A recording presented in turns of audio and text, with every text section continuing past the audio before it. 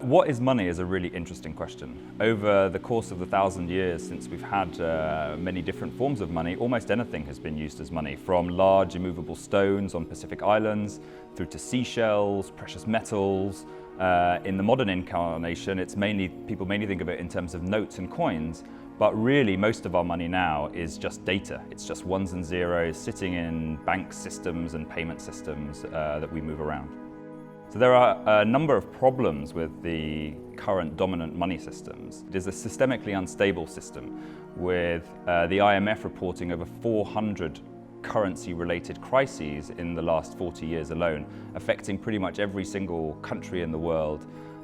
It also has problems in terms of who gets to create it, with the present system almost solely dominated by commercial banks who create over 97% of the money in our system.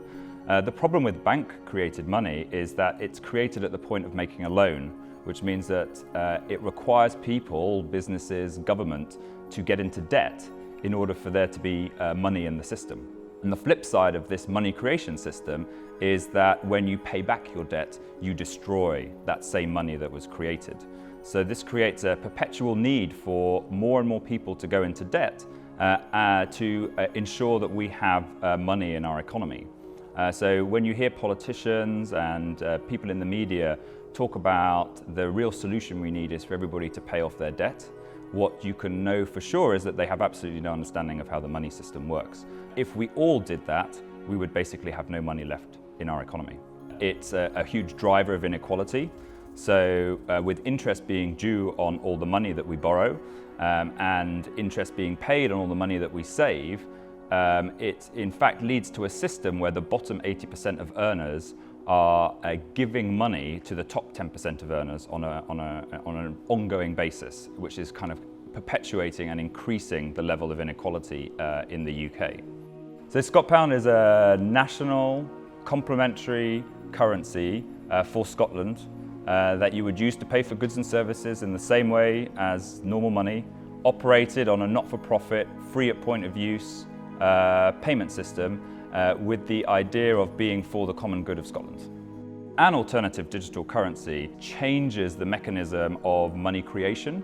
So rather than money being created solely at the point of someone making a loan and another person going into debt, what this money is created in the public interest and given directly to people. So not the government, neither business nor people need to go into additional debt to create this money.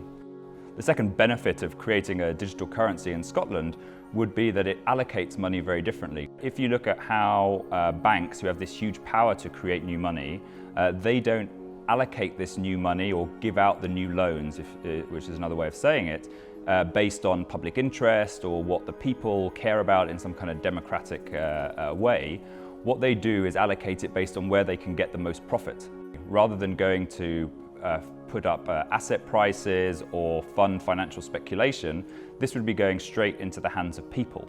And those people, especially those in the bottom segment of earners, would really go out and spend that money immediately, which would lead to real economic benefit.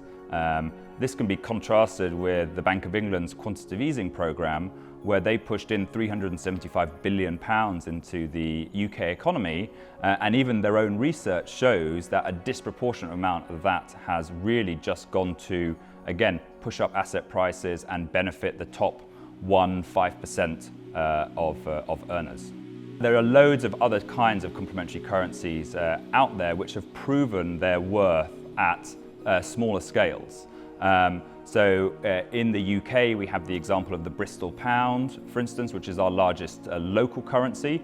But we shouldn't forget that the Findhorn community up in the north of Scotland started this revolution with the Echo back in 1996. The M-Pesa digital payment system in Kenya, the Banco Palmas network of local banks in Brazil, the Chiemgauer in Germany. The Wehr franc in Switzerland is an excellent example of a digital national currency which provides real counter-cyclical economic effects. So when the Swiss franc is hard to acquire or scarce within the Swiss economy, Swiss businesses turn to the Wehr franc in order to mitigate their inability to get Swiss francs, and it provides a real stabilizing effect to the Swiss economy. It is very important that people take back the power to create money. All too often people forget that, in fact, the money is a human invention. We created the rules, we created the parameters, and so we can change it. We just happen to have ended up with this monetary system dominated by commercial banks, and it in fact served humanity well throughout a couple of hundred years. But it's really important for people now to look at that money system and really see if it still meets our needs and goals.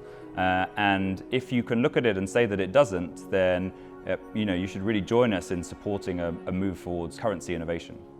What most energizes me, and in fact all of the New Economics Foundation, is the excitement and energy that's up here in Scotland.